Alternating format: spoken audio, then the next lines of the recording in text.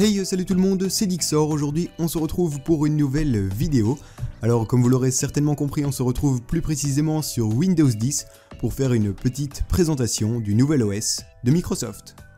Alors Windows 10 est donc le successeur de Windows 8, Windows 8 qui était d'ailleurs selon la plupart des utilisateurs un échec puisqu'il y avait vraiment beaucoup de points négatifs, notamment la disparition du menu démarrer ou encore l'apparition des tuiles qui n'étaient vraiment pas pratiques.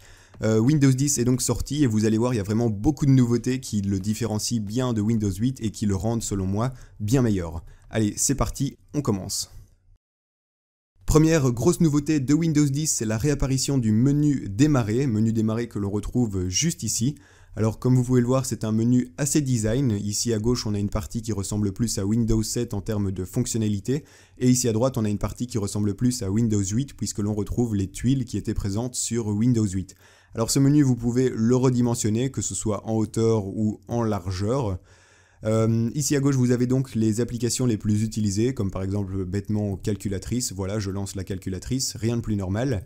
Vous avez également quelques petits onglets ici en bas à gauche, notamment toutes les applications qui va vous permettre d'accéder aux applications dans l'ordre alphabétique. Sinon, vous pouvez carrément cliquer sur une lettre pour y accéder plus rapidement. Vous pouvez également aller ici voir un peu ce qui se passe au niveau de l'explorateur des fichiers. Donc l'explorateur des fichiers qui a en fait exactement la même structure que sur Windows 8, mais ce qui change c'est le design en général, ainsi que les icônes qui sont beaucoup plus flat. Personnellement je trouve que ça donne un petit côté moderne, c'est assez sympa. Alors sinon, toujours au niveau du menu démarrer, on a un petit onglet ici marche arrêt, ainsi qu'un onglet paramètres qui va vous permettre d'accéder aux paramètres de Windows 10. Alors comme vous pouvez le voir, le design a bien changé. D'ailleurs, ce qui est assez sympa, c'est que quand vous réduisez la fenêtre, eh bien, vous allez vous retrouver avec un petit design à la smartphone. Alors ce qui est intéressant au niveau du menu démarrer, c'est ici dans l'onglet personnalisation. Vous allez pouvoir en fait retrouver le style de Windows 8 en termes de menu démarrer puisque vous allez pouvoir utiliser un menu démarrer en plein écran. Donc je vous montre, si j'active le menu démarrer en plein écran et que je vais sur le menu démarrer, eh bien je me retrouve avec un menu démarrer qui ressemble très fort à Windows 8. Alors il y en a qui aiment ça, personnellement j'aime pas trop, donc du coup je vais remettre le menu démarrer en mode Windows 10. Donc je vais ici dans les paramètres et je vais tout simplement aller ici dans personnalisation, accueil et je vais désactiver le menu démarrer en plein écran. Voilà, donc comme ça je me retrouve avec mon beau petit menu démarrer en mode Windows 10.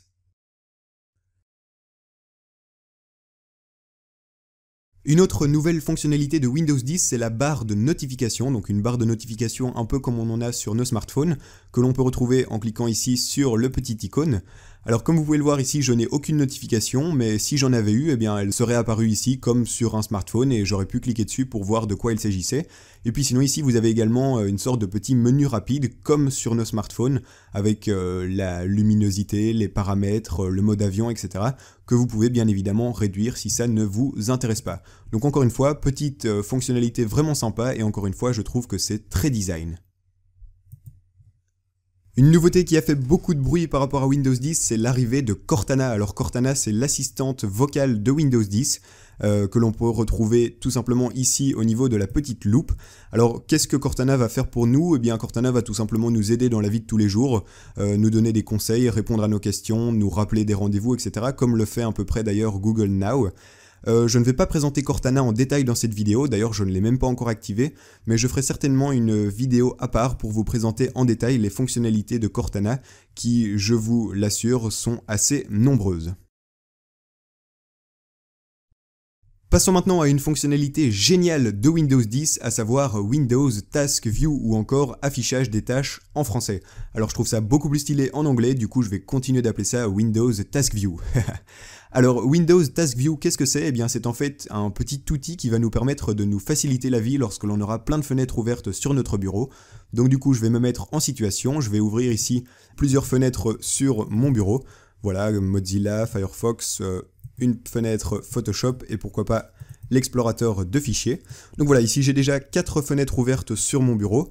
Ça aurait pu être pire, hein, ça aurait pu être 10, et en gros le problème c'est que quand on a beaucoup de fenêtres ouvertes sur notre bureau et qu'on n'a qu'un seul écran, c'est parfois un peu compliqué de s'y retrouver parce que les fenêtres se superposent, donc c'est pas génial, et c'est là qu'intervient Windows Task View, puisqu'en cliquant ici sur le petit icône de Windows Task View, eh bien Windows va nous disposer les fenêtres face à nous de manière assez clean, et c'est super pratique parce que de là on va pouvoir choisir la fenêtre qui nous intéresse, et franchement ça marche super bien, je trouve que c'est vraiment une superbe fonctionnalité.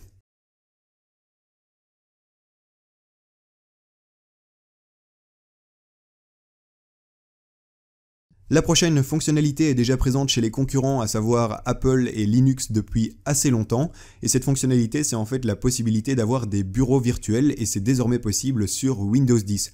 Alors c'est vraiment super pratique quand vous n'avez qu'un seul écran et que vous voulez avoir plusieurs espaces de travail. Alors je vais ouvrir deux fenêtres pour voir un peu le résultat. Donc voilà, ici j'ai deux fenêtres ouvertes, et ce que je vais faire c'est que pour créer un autre bureau, je vais aller ici encore une fois sur le petit icône Task View, et ici en bas à droite je vais aller cliquer sur Nouveau bureau. Alors j'avais déjà deux bureaux, là je viens d'en créer un troisième, et je peux en créer plusieurs, hein, ça il n'y a pas de problème. Et donc en fait sur chaque bureau il y aura des fenêtres ouvertes, et ce sera différent en fonction du bureau. Donc ici sur le bureau 2 j'ai deux fenêtres ouvertes, mais si je vais sur le bureau 4, eh bien j'ai aucune fenêtre qui est ouverte, et donc je peux me créer un autre espace de travail pour par exemple faire du gaming ou travailler ou n'importe quoi d'autre. Alors ce qui est aussi sympa, c'est que vous pouvez en fait faire transiter les fenêtres d'un bureau à l'autre. Donc par exemple si je veux faire transiter la fenêtre ici Firefox du bureau numéro 2 au bureau numéro 4, eh bien c'est possible. Je vais sur le bureau numéro 2 et je prends la fenêtre Firefox, je la fais aller sur le bureau numéro 4 et du coup elle s'y retrouve. Donc encore une fois, petite fonctionnalité très pratique, et je trouve que c'est vraiment très bien fait. Microsoft a également fait de grosses mises à jour au niveau du Windows Store. Alors le Windows Store, on peut le retrouver ici sur la barre des tâches. Ce Windows Store a déjà un tout nouveau design assez sympa qui s'introduit bien dans Windows 10. Mais surtout, tout a été regroupé dans ce Windows Store. Donc vous pourrez désormais avoir accès à vos applications, à vos jeux, à votre musique, à vos films, à vos séries, etc. Tout ceci depuis le Windows Store, donc c'est assez cool. Et puis sinon, en parlant de jeux, les gamers vont vraiment être contents de Windows 10 puisqu'il y a dorénavant une application dédiée à Xbox sur Windows 10 que l'on va aller voir juste ici. Voilà, donc ici dans le menu démarrer, on va aller sur l'application Xbox. Et donc c'est une petite application vachement sympa. Personnellement, je ne l'ai pas encore configurée, je ne me suis même pas encore connecté, mais je voulais pas faire une présentation de cette application qui possède de nombreuses fonctionnalités dans cette vidéo puisque ça allait prendre un peu trop de temps. Mais en gros, cette application est vraiment super sympa si vous êtes un gamer sur Xbox, puisque vous allez vraiment tout pouvoir connecter, votre ordinateur avec votre Xbox, etc. Vous allez vraiment pouvoir être en lien constant avec vos amis, etc. Donc c'est assez sympa. Les gamers qui sont sur Xbox vont vraiment apprécier cette nouvelle fonctionnalité de Windows 10. En sortant Windows 10, Microsoft en a également profité pour sortir son nouveau navigateur internet, à savoir Microsoft Edge. Alors Microsoft Edge est en quelque sorte le successeur d'Internet Explorer, qui n'était plus du tout utilisé par les utilisateurs. Alors Internet Explorer est toujours disponible sur Windows 10, mais il n'est pas du tout mis en avant, contrairement à Microsoft Edge que l'on peut retrouver ici sur la barre des tâches. Comme vous pouvez le voir, c'est un navigateur assez minimaliste, il a un design très proche de celui de Windows 10. Alors faisons vite fait une petite recherche pour voir un peu ce que ça donne. Donc je vais rechercher par exemple Dixor. La recherche s'effectue donc avec le moteur de recherche Bing, puisque forcément c'est le moteur de recherche de Microsoft. Alors par contre vous pourrez bien évidemment utiliser Google ou encore DuckDuckGo, hein, ça il n'y a pas du tout de problème à ce niveau-là. Alors c'est un navigateur qui possède les fonctionnalités de base d'un navigateur lambda.